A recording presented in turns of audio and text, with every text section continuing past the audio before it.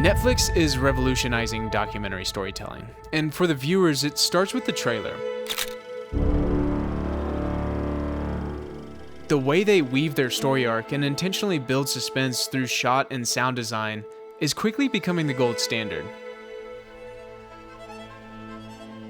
But what if you were tasked with creating a Netflix-style trailer without a giant budget or a huge crew? I've been in the industry for over a decade, and this project pushed me to think outside the box. A local nonprofit reached out to me, and they had a bold idea. They wanted to create a Netflix-style trailer that would leave the audience in suspense, and then after the trailer played, the featured person would come up on stage and present the rest of their story. They had the budget for 2 filming days and a small crew, and the story they had in mind was so powerful, we wanted to make sure that we did the story justice. Before I play the trailer, let me give you a high view. I was the DP, editor, and colorist on this job, and I worked alongside a talented director, producer, gaffer, and other crew. Our B-roll was shot on the red Monstro with the Nitecore Superior Primes, and the A-roll, the interviews, were shot on the FX6 package. We shot this over the course of 2 days. The first day was mainly interviews, and the second day was mainly B-roll. Enjoy.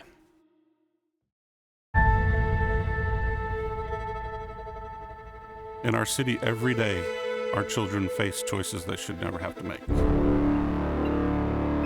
I really don't know how I feel to have a mother. I really don't. Just how alone she felt, alone from those that should be taking care of her. The ceiling, it was just open. It was just rats. It was roaches. We didn't have electric. It wasn't no food in there, in the house. So me and my sister, we don't even know how we're gonna eat. These cycles, they start early. That's when my auntie just really decided, you know what, we're just gonna get full custody. My auntie, they used to just whoop us. I just decided, I just said, I'm leaving. I wasn't happy with myself. I wasn't happy with the lifestyle that I was making. I just felt lost. I was just looking for love. That's when I had met a guy, and he was like, well, you can just move in with me. And I was like, okay. We stayed together for like 5 years. It was a lot of abuse. And I thought that right there was love. Your family called and said your mother passed away. They found her in a field. I felt dark. I felt like a cloud was just, everywhere I went, I just felt heavy. What we see a lot of times when they're hitting rock bottom is very often, it's always darkest right before the light. My sister had told me, she said, hey, God needs your attention. Well, if God want my attention, he just gonna have to tell me.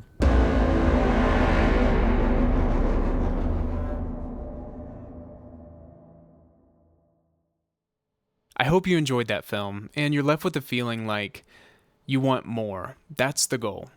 Let's break down a few scenes.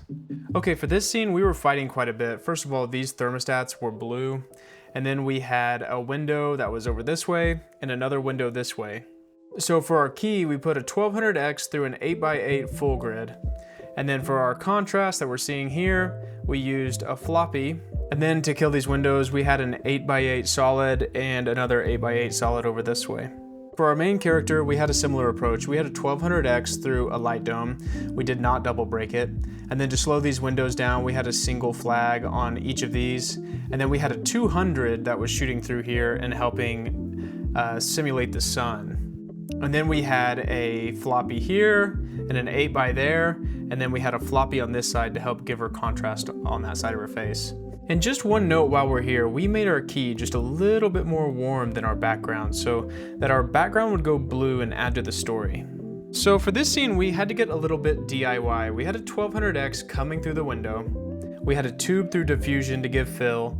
And then for this catch light in the eyes that we're seeing, we actually used a phone on a white screen to give that catch light because our MCs had died at that point of the day. And then on to our first scene. Because Ray didn't have any power, it was a challenge because we could never use practicals. So we added candles, we added flames, and then we emulated windows. So out this door frame, we had a 500 that was giving us our main key and edge. And then we had a 1200X that was hitting this wall, and then we broke that with a 6x6 quarter silk to help give us our fill. This is the same setup, so we had the 500 coming in this way. We turned the 1200 up just a little bit, and then we also brought in a tube that had a noodle diffusion on it to help give us some fill and a little bit more contrast when we needed it. Okay, so this was a pretty fun one. We had the Molus 500B going through this window. That gave us that texture in the background and also an edge on her hair. And then we had the 1200X again going through the softbox into an 8x8 full that kind of just filled the room and gave her a nice contrast here. So it was a really cloudy and rainy day.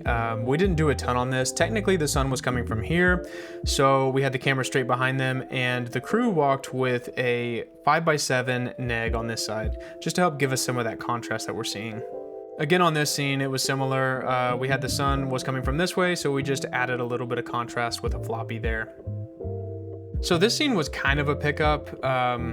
We had just got done shooting the cop scene, and that light was already out there, and this was just too cool of a location, so we panned the light into this greenhouse type thing, and we had it set pretty warm just so we would get some of these nice rays with the haze, and we had her just kind of contemplating walking around there.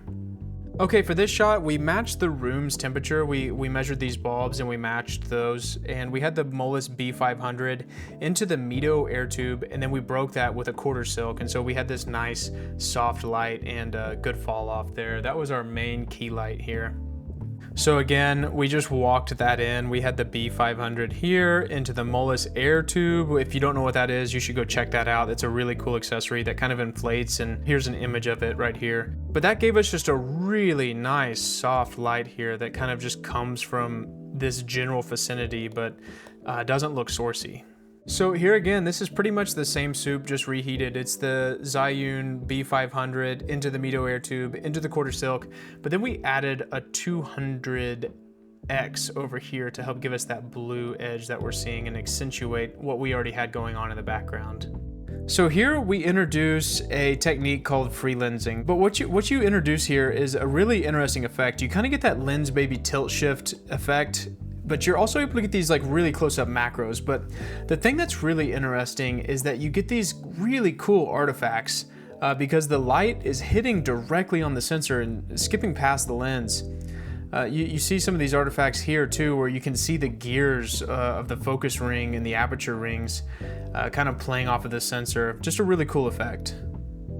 We see a little bit more free lensing here. You can see the gears, and you can see the same push that's coming from our key over there. Have some free lensing on this more intense moment where we're very, very intimate with the actor, just to build tension here, these fast cuts. And then we have this hallway running scene, and we start here. Let's see. And we have the 200 just hitting into this ceiling that kind of gives us that push.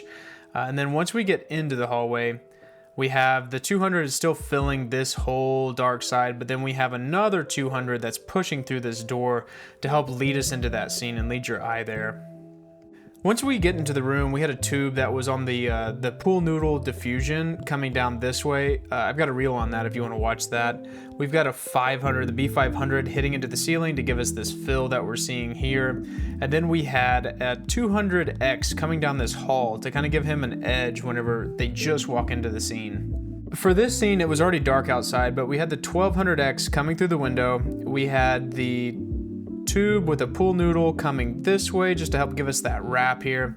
And then we had the B500 again shooting up into the ceiling to help give us that fill in the shadows that we're seeing here. For this scene, we were shooting at 250 frames a second, so we had the Mito air tube just blasting full force there, and we brought this 200X up to kind of give us some details back in those shadows. so that we could get this plate breaking in slow motion. Just a really good tense moment that was actually the director's idea.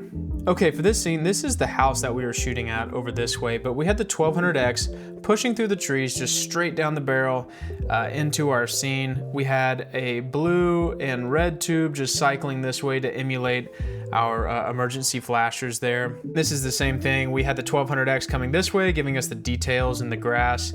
We had our blue and reds giving us a lot of our fill, and then we had a little bit of a tube coming just straight down to give us a little bit more fill on the scene here. And then for this scene, we had the 1200X pushing through the window. We had a tube that was giving us a little bit of fill on this side, but we were primarily lighting from the phone. We were really leveraging the Monstro's sensitive sensor to kind of capture this dimly lit scene. And then for our last scene, we had the 1200X pushing through this window through a softbox.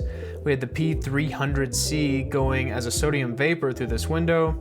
And then we had a 200X just shooting into the ceiling to kind of give a fill on these darker areas and give some detail to the room. Editing is where the project really came to life. I had about 4 hours of interviews to cut through, and that initial edit took me about 20 hours. And then after that, I added sound effects, color grading, and B-roll, so I think all in we were around 30 hours on this edit. As I reflect on this project, it reminds me of why I love documentary filmmaking. It's not just about capturing pretty images, even though we want to do that to the best of our ability. It's about telling stories, and stories that can change people's lives.